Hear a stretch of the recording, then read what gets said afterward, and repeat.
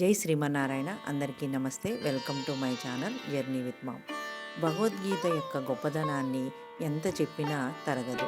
అలాగే ఈ భగవద్గీత ఒకరి జీవితంలో ఎలా తోడుగా నిలిచింది అనే విషయాన్ని ఈ కథ రూపంలో తెలుసుకుందాము. నేను రైలు ప్రయాణంలో ఒక ఊరు వెళుతూ ఉండగా నేను కూర్చున్న బోగీలో నా సీటు కింద కాళ్ళ దగ్గర ఒక పాత నలిగిపోయిన పరస్సు కనిపించింది. దానిని పైకి తీసి చూశాను. అందులో కొద్దిపాటి నోట్లు, ఒక కృష్ణుడి ఫోటో తప్ప ఏమీ లేవు. ఎవరిదో తెలిపే ఆనవాళ్లు ఏమీ లేవు. ఎలా తిరిగి ఇవ్వడం? ఈ పరస్సు ఎవరిదండి అంటూ అడిగాను. అక్కడ ఉన్న వాళ్ళల్లో అందరూ పరుసుకేసి చూశారు.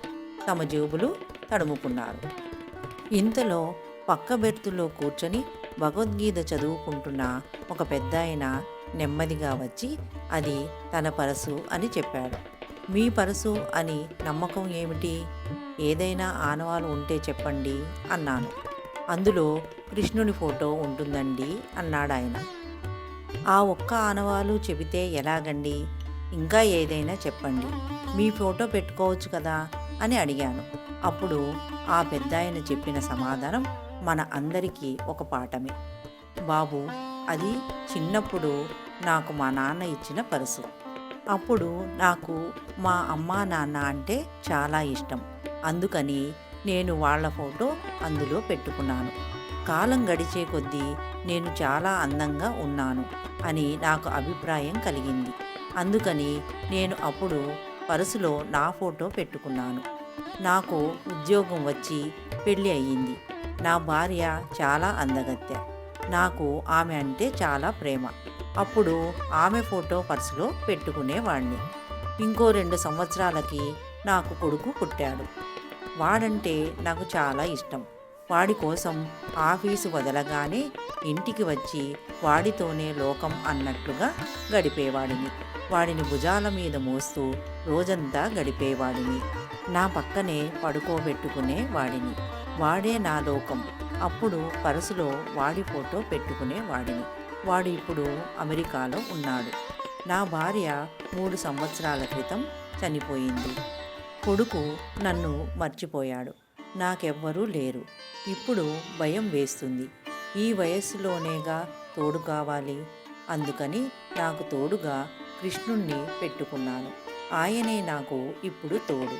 నా సంతోషాన్ని ఆయన సంతోషిస్తాడు. నా విచారానికి ఓదారుస్తాడు. నాతో ఎప్పుడూ ఉండే ఆయనను ఎప్పుడో పరసులో పెట్టుకోవలసిన నేను చాలా ఆలస్యంగా గుర్తించాను. ఇప్పుడు నేను ఆయనతో గడుపుతున్నాను. భగవద్గీత చదువుతూ ఉంటే స్వయంగా ఆ జగద్గురువే నాతో మాట్లాడుతున్న అనుభూతి, ఆనందం కలుగుతున్నాయి. చిన్నతనం నుంచి నన్ను విడిచిపెట్టిపోయే అశాశ్వతమైన అంశాలకే ప్రాధాన్యత ఇచ్చాను తప్ప శాశ్వతమైన పరమసత్యం ఈ భగవద్గీత అనే నిజాన్ని విస్మరించాను. జీవితం అర్ధభాగం పైగా గడిచిపోయిన తర్వాత ఈ బ్రహ్మ విద్యపై శ్రద్ధ కలిగినందుకు సంతోషించాలో, కనీసం 100కి 90 మందికి పైగా ఇప్పటికీ దేవుని ఉవాచపై శ్రద్ధ లేనందుకు విచారించాలో తెలియడం లేదు అన్నాడు ఆ పెద్దాయన. ఆయన మాటల్లో ఆవేదన, ఆయన కళ్ళల్లో పలుచటి నీటి చెమ్మ లీలగా కనిపించాయి. నేను మారు మాట్లాడకుండా పరస్సు ఆయనకి ఇచ్చేశా. పక్క స్టేషన్లో రైలు ఆగింది. నేను దిగవలసినది అక్కడే. రైలు దిగి నెమ్మదిగా నడుచుకుంటూ వెళ్తున్నా. ఆలోచన మాత్రం వేగంగానే సాగుతున్నాయి. బయటకు రాగానే ఎదురుగా గోడపై భగవద్గీత చదవండి, శ్రీకృష్ణుని నిజభావం తెలుసుకోండి అని వ్రాసి ఉన్న బోర్డు చూసి దానిపై ఉన్న నెంబర్కి కాల్ చేసి నాకు భగవద్గీత కావాలని అడిగాను. ఫోన్ రిసీవ్ చేసుకున్న వ్యక్తి నేనున్న రైల్వే స్టేషన్కు 20 నిమిషాల ప్రయాణ దూరంలో ఉన్నానని, మీకు ఆలస్యం అవుతుందంటే మీ అడ్రస్కు తెచ్చి ఇస్తామని చెప్పాడు. గంట సమయమైనా నేను ఇక్కడే వేచి ఉంటాను. వెళితే భగవద్గీత గ్రంథంతోనే ఇంటికి వెళతాను అని చెప్పాను. సుమారు 25 సంవత్సరాల వయస్సున్న వ్యక్తి అర్ధగంటకి బైకుపై వచ్చి నా నెంబర్కి కాల్ చేశాడు. అతన్ని చూసి చెయ్యి పైకెత్తి పిలిచాను. అతను దగ్గరకు వచ్చి భగవద్గీత నా చేతిలో పెడుతూ ఆలస్యం అయినందుకు క్షమించాలి అన్నాడు.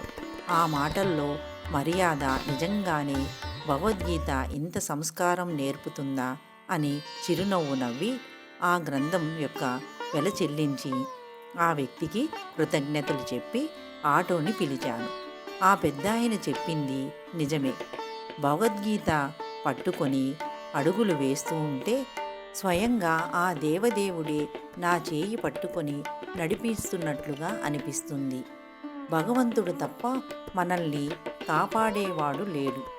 నిత్యం మనకు ఎన్ని పనులు ఉన్నా భగవంతుడు చెప్పిన భగవద్గీతకు కాస్త సమయం కేటాయిస్తే ఆయన మన కోసం జీవితకాలం తోడు ఉంటాడు. ఆయన్ని అర్జునుడిలా శరణు వేడితే మనకు జీవితమంతా తోడుగా ఉండి నడిపిస్తాడు. ఈ కథ ద్వారా మీరు కూడా భగవద్గీత యొక్క విశిష్టత తెలుసుకున్నారు కదండి. మీకు ఈ వీడియో నచ్చి ఉంటే లైక్ చేయండి, షేర్ చేయండి, తప్పకుండా సబ్స్క్రైబ్ చేసుకోండి.